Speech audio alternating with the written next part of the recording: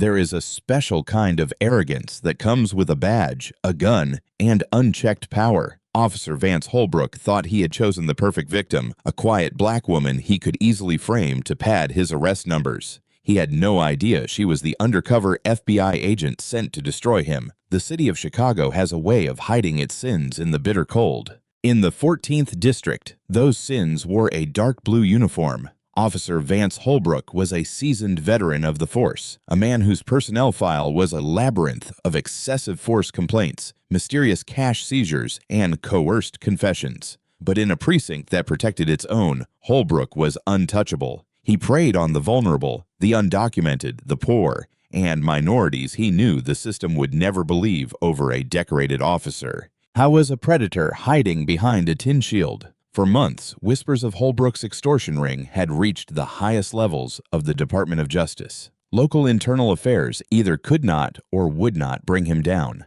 That was when the Federal Bureau of Investigation's Public Corruption Unit stepped in, launching a covert sting dubbed Operation Broken Shield. Enter Supervisory Special Agent Sierra Langford. Sierra was a seasoned veteran of the Bureau, a brilliant operative with a law degree from Georgetown and a tactical mindset forged in counter-narcotics. She was meticulous, patient, and completely fearless. For this assignment, she stripped away her federal identity. She traded her tailored suits for faded scrubs, her government-issued SUV for a beat-up Honda Civic with a rattling muffler, and her true identity for a fabricated life. To the streets of West Garfield Park, she was Sierra Ellis, an exhausted, overworked nursing student just trying to get by. The trap was set on a freezing night. The streets were slick with freezing rain, the amber glow of the streetlights casting long, distorted shadows across the pavement. Sierra was driving home from her cover job at a local diner, her hands resting casually on the steering wheel at 10 and 2.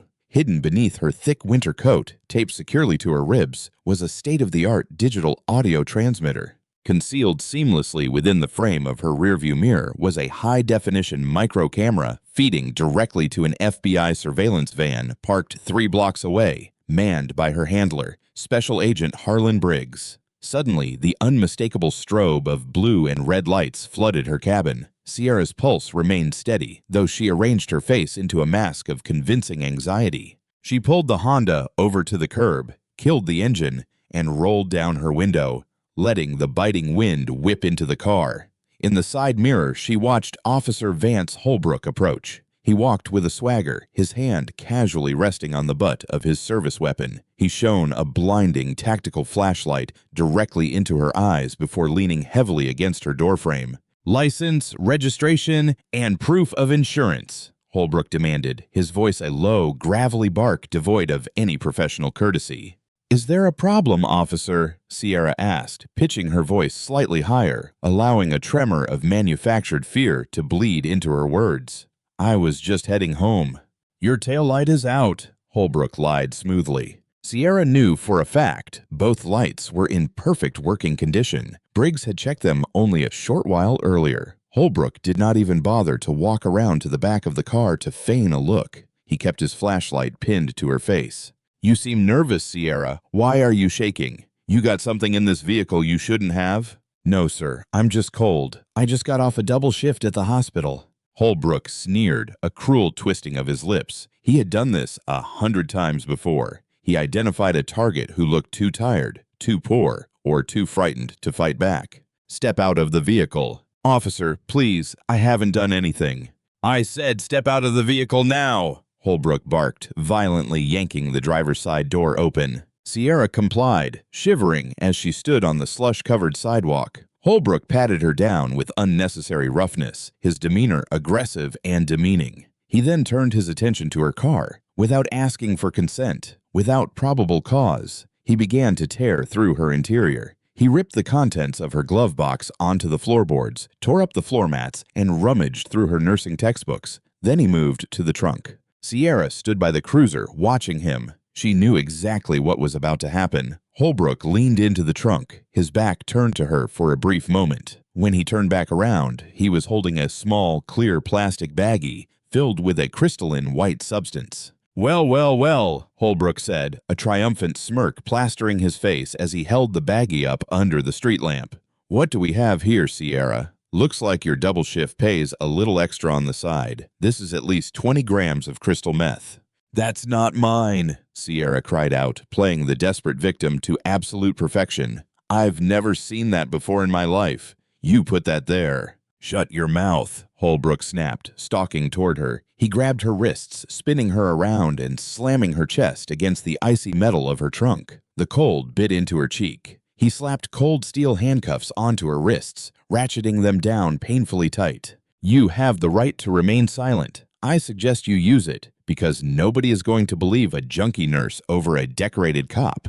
As Holbrook aggressively shoved her into the back of his freezing squad car, Sierra lowered her head, letting her hair obscure her face. She was not crying. Beneath the shadow of her hair, she was smiling. "We got you," she thought. The wire against her ribs was capturing every single word, every threat, and every lie. Months later, the Cook County Circuit Courthouse. The air in courtroom 302 was stale, smelling of old pine polish and nervous sweat. The room was a grand, imposing theater of justice, walled with dark mahogany panels and filled with the muted murmurs of an impending trial. At the bench sat the Honorable Judge Rosalind Kane, a stern no-nonsense jurist known for her sharp intellect and impatience with time-wasters. To the casual observer, it looked like just another routine felony drug trial, the state of Illinois versus Sierra Ellis. Possession of a controlled substance with intent to distribute, a Class X felony carrying a mandatory minimum sentence. Sierra sat at the defense table wearing a modest gray cardigan and a plain white blouse. She looked small, defeated, and completely overwhelmed by the machinery of the legal system. Next to her sat her attorney, Corbin Hale. Hale looked the part of a burnt-out, low-rent public defender. His suit was slightly wrinkled, his tie was off-center, and he spent the morning clumsily shuffling through disorganized stacks of manila folders. But Corbin Hale was not a public defender. He was Corbin Hale, Deputy Chief of the Civil Rights Division at the Department of Justice, one of the most ruthless and brilliant federal prosecutors in the country. He had flown in from Washington, D.C., specifically for this trial, operating under special dispensation, playing the role of a bumbling local lawyer to keep the trap hidden until the final possible second. At the prosecution table sat Assistant District Attorney Tristan Vale. Vale was young, ambitious, and entirely oblivious to the federal sting operation happening right under his nose. He thought he had a slam-dunk case handed to him by a veteran officer.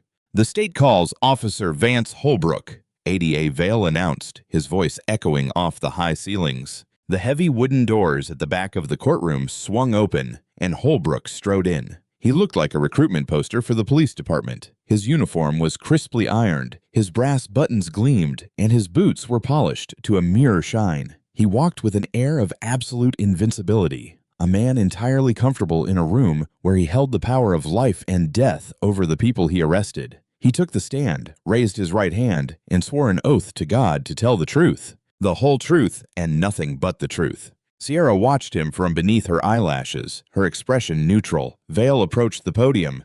"Officer Holbrook, could you please detail the events of that night?" Holbrook leaned into the microphone, his voice calm, authoritative, and deeply persuasive. He was a practiced liar, smooth on the stand. "I was on routine patrol in the West Garfield area when I observed the defendant's vehicle, a Honda Civic, swerving erratically across the center lane." Holbrook began, unspooling his fabricated narrative. "I initiated a traffic stop. Upon approaching the vehicle, I immediately noticed the defendant was highly agitated. She was sweating profusely despite the cold weather. OPDG. Her pupils were dilated, and she was speaking rapidly, classic signs of narcotic intoxication." Vale nodded encouragingly. "Did you ask the defendant to step out of the vehicle?" "I did, objectively, for my own safety," Holbrook continued smoothly. "When she opened the door, I detected the distinct chemical odor associated with methamphetamine production. Based on that probable cause, I initiated a search of the vehicle. In the trunk, hidden beneath a spare tire iron, I discovered a plastic bag containing what was later confirmed to be 22 grams of methamphetamine." "And did the defendant say anything when you found the narcotics?" Holbrook looked directly at the jury, his face a mask of solemn duty. "She became belligerent, shouting profanities, and explicitly offered me a cash bribe to look the other way. When I refused, she threatened to claim I planted the evidence. Sitting at the defense table, Sierra remained perfectly still. The audacity of his lies was almost breathtaking. Holbrook had not just padded the truth. He had invented a completely fictional reality, an intricate web of perjury designed to lock an innocent woman in a cage for a decade. "Thank you, Officer Holbrook. Nothing further," Vale said, taking his seat with a smug smile. Judge Kane peered over her reading glasses at the defense table. "Mr. Hale, your witness." Corbin Hale stood up slowly, fumbling with a pen that slipped from his fingers and clattered onto the hardwood floor. He muttered an apology, awkwardly picking it up, looking every inch the outmatched defense attorney. The jury watched him with a mixture of pity and annoyance. Holbrook smirked from the witness stand, clearly amused by the apparent incompetence of his opposition. "Officer Holbrook," Hale began, his voice hesitant, almost timid. He walked to the podium and leaned heavily against it. "You have an impeccable memory, very detailed." "I take my job seriously, Counselor," Holbrook replied, his tone dripping with condescension. "I can see that," Hale said, adjusting his glasses. "Now, I just want to make sure I have my facts straight. You testified under oath just a moment ago that my client was swerving across the center lane. Is that correct?" "Yes." "And that when you approached, she was sweating, erratic, and smelling of chemicals?" "That is correct." "And you found the drugs, specifically under a tire iron, in the trunk, after smelling these chemicals from the driver's seat?" "Yes, Counselor, as I stated." Holbrook crossed his arms, looking bored. "It's all in my official report." "Right, the report." Hale picked up a piece of paper, squinting at it as if struggling to read the font. "And you are absolutely certain about this sequence of events? There is no possibility you are mistaken about the erratic driving or the bribe she allegedly offered you." Holbrook leaned forward, his eyes locking onto Sierra with a cold, predatory glare. He wanted her to feel how helpless she was. "I am 100% certain, Counselor. I remember it perfectly. She practically threw the drugs at me when she knew she was caught." 100%? Hale repeated softly. The bumbling, hesitant demeanor vanished from Hale's body in a fraction of a second. His posture straightened, his shoulders squared, and the fumbling pen was placed neatly on the podium. When he looked up at Holbrook, his eyes were as hard as flint. The atmosphere in the courtroom suddenly shifted. The air grew heavy. "Officer Holbrook," Hale's voice rang out, no longer timid but booming with the sharp, lethal authority of a federal prosecutor going in for the kill. "Would it surprise you to know that the Honda Civic my client was driving is mechanically incapable of swerving because its steering column had been modified with a GPS locking tracking module?" Holbrook frowned, slightly thrown off balance. "I don't know anything about that. I know what I saw." "And would it surprise you to know," Hale continued, his voice echoing loudly, taking a step toward the witness stand, "that the trunk of that specific vehicle does not contain a spare tire iron because the entire wheel well housing was removed to make room for a dual battery power supply?" Vale stood up. "Objection, Your Honor. Where is defense counsel going with this? These modifications were not in the discovery." "Your Honor," Hale said smoothly, never breaking eye contact with Holbrook, "the defense is about to introduce new evidence that goes directly to the absolute fabrication of this officer's testimony." Judge Kane narrowed her eyes. "I'll allow it. But tread carefully, Mr. Hale. Proceed." Holbrook shifted uncomfortably in his seat. The smirk was gone. A faint bead of sweat formed at his hairline. He looked at Sierra, who was no longer slouching. She was sitting perfectly straight, her eyes locked onto his. A cold, unyielding predator staring down her prey. "Officer Holbrook," Hale said, pulling a silver flash drive from his vest pocket. "Are you familiar with the term Title III wiretap?" "A Title III wiretap?" Officer Vance Holbrook repeated, his voice losing its practiced, resonant timbre. It cracked just slightly on the final syllable. He looked at ADA Tristan Vale, who was furiously flipping through his case files, his face draining of color. Vale had no idea what was happening. "Yes, Officer Holbrook," Corbin Hale said, stepping away from the podium and pacing slowly before the jury box. The bumbling, incompetent persona was entirely gone. In its place was a legal apex predator. A federal warrant authorizing the interception of oral communications, usually reserved for organized crime, cartels, and in this specific instance, systemic police corruption. "Your Honor," Vale shouted, finally finding his feet. "I demand to know what is going on here." The state was never provided with any Title III documentation in discovery. This is a trial for a low-level narcotics possession, not a federal conspiracy. Judge Rosalind Kane took off her glasses. Her sharp eyes darted between Hale, the panicked prosecutor, and the suddenly sweating police officer on the stand. "Mr. Hale, you are dancing on the edge of a mistrial and a contempt charge. You had better explain yourself, and it had better be spectacular." Hale reached into his breast pocket and produced a thick, folded document sealed with the blue crest of the Department of Justice. He handed it to the bailiff, who passed it up to the bench. "Your Honor, what you are looking at is a declassified federal warrant signed by a United States magistrate judge," Hale explained, his voice projecting clearly across the dead-silent courtroom. "It authorizes the Federal Bureau of Investigation to conduct a covert sting operation targeting the 14th District of the Chicago Police Department. Specifically, it authorizes the surveillance of Officer Vance Holbrook. My client is not Sierra Ellis, a nursing student. She is Supervisory Special Agent Sierra Langford of the FBI's Public Corruption Unit." It's unreal.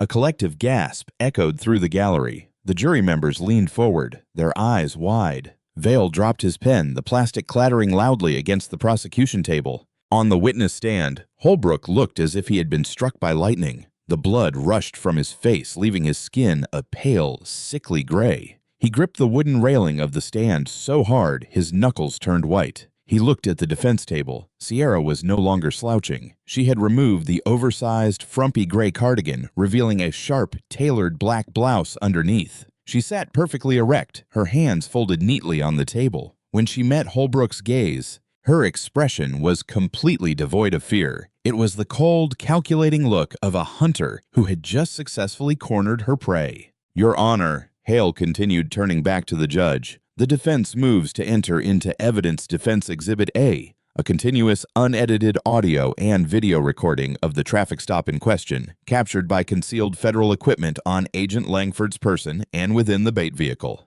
Judge Kane skimmed the federal warrant, her expression hardening into a mask of pure fury. She looked at Holbrook, her eyes narrowing with absolute disgust. "Admitted. Play the tape, Mr. Hale." Hale plugged the silver flash drive into the courtroom's multimedia system. A large flat-screen monitor mounted on the wall flickered to life. The video was from the perspective of the Honda Civic's rear-view mirror. The courtroom watched in breathless silence as the blue and red lights flashed. They heard the crystal-clear audio of Sierra's manufactured nervous voice. "Is there a problem, officer? I was just heading home." Then Holbrook's voice filled the room, harsh and aggressive. "Your taillight is out. You seem nervous, Sierra. Why are you shaking? You got something in this vehicle you shouldn't have?" The jury watched as Holbrook forced her out of the car. The video feed could not see the trunk, but the audio was unmistakable. The courtroom listened to the sound of Holbrook tearing the car apart without consent. Then a brief silence. "Well, well, well," Holbrook's recorded voice sneered through the speakers. "What do we have here, Sierra? Looks like your double shift pays a little extra on the side. This is at least 20 grams of crystal meth." Sierra's recorded voice cried out, "That's not mine. I've never seen that before in my life. You put that there." The courtroom then heard the sickening thud of Sierra being slammed against the trunk. Holbrook's voice dropped to a vicious, cruel whisper, a whisper he thought no one else would ever hear. "Shut your mouth. You have the right to remain silent. I suggest you use it, because nobody is going to believe a junkie nurse over a decorated cop." Hale paused the recording. The silence in courtroom 302 was deafening. "Officer Holbrook," Hale said, his voice echoing off the mahogany walls, "I did not hear my client offering you a bribe, nor did I see her swerving. I did, however, hear you actively threaten her after miraculously finding narcotics in a wheel well that does not physically exist. Do you wish to amend your sworn testimony?" Holbrook opened his mouth, but no words came out. His chest heaved as panic finally overrode his arrogance. That audio is doctored. This is a setup. She's lying." "The FBI does not doctor audio, officer," Sierra spoke up. Her voice was calm, authoritative, and commanded the immediate attention of every single person in the room. "And I assure you, The 52 other victims we have identified who suffered this exact same extortion tactic at your hands will corroborate the pattern of behavior." Judge Kane slammed her gavel down with the force of a gunshot. "Mr. Vale." The young ADA jumped. "Yes, Your Honor." "Does the state wish to continue prosecuting this case?" she demanded, her voice dripping with venom. "The state, Your Honor." "The state moves to immediately dismiss all charges against the defendant with prejudice," Vale stammered, looking at Holbrook with profound betrayal. "Charges dismissed," Judge Kane snapped. She pointed a trembling finger at the witness stand. "Officer Holbrook, you are a disgrace to the badge, a disgrace to the city, and a disgrace to this courtroom. You are not leaving this building." The heavy wooden doors at the back of the courtroom swung open violently. 4 men in dark suits wearing tactical vests emblazoned with the bright yellow letters FBI marched down the center aisle. Leading them was Special Agent Harlan Briggs, Sierra's handler. Holbrook stood up from the witness stand, his police instincts kicking in, but he was completely surrounded. He looked frantically at the exits, but the bailiffs had already locked the doors. The hunter had officially become the hunted. "Vance Holbrook," Agent Briggs said, his voice hard and uncompromising as he stepped up to the witness stand. "You are under arrest for deprivation of rights under color of law, perjury, evidence tampering, and federal racketeering." Briggs grabbed Holbrook's wrists, the same wrists Holbrook had used to forcefully cuff Sierra, and wrenched them behind his back. The heavy click of federal handcuffs locking into place echoed loudly in the stunned courtroom. As Holbrook was led down from the stand, stripped of his gun belt and his authority, he was forced to walk directly past the defense table. Sierra stood up, smoothing out her black blouse. She looked the disgraced officer directly in the eye. "You said nobody was gonna believe a junkie nurse over a decorated cop," Sierra said quietly, ensuring only he could hear her. "You were right, but they definitely believe a supervisory special agent. Have a nice life in federal prison, Vance." Holbrook's face contorted in rage, but he was powerless. The FBI agents dragged him out of the courtroom, the heavy doors swinging shut behind him, sealing his fate. The arrest of Vance Holbrook was the earthquake that shattered the Chicago 14th District. As Holbrook was being processed in a federal holding facility, simultaneous raids were being executed across the city. The FBI seized files, locker contents, and computer hard drives from the precinct. Operation Broken Shield had cast a wide net, and Holbrook was merely the largest fish. Within a short time, Captain Gideon Crow and 6 other officers were placed on administrative leave, eventually facing federal indictments for turning a blind eye to Holbrook's extortion ring. The Department of Justice initiated a sweeping civil rights investigation into the precinct's practices. But the most profound impact was in the courtroom. Because of the irrefutable proof that Holbrook systematically planted evidence, the district attorney's office was forced to review every single arrest he had made over his career. Over the following months, 84 convictions were overturned. 84 men and women, many of whom were poor, marginalized, and without the resources to fight a corrupt system, were released from state penitentiaries. They walked out of prison gates and back to their families, their records expunged, victims of a predator who had finally been stopped. Vance Holbrook did not fare as well. Faced with the overwhelming evidence of the federal wiretap, the planted drugs, and the mountain of civil rights violations, his police union immediately abandoned him. Realizing a trial would only result in a harsher sentence, Holbrook took a plea deal. He stood in a federal courtroom, stripped of his immaculate uniform, wearing a bright orange jumpsuit.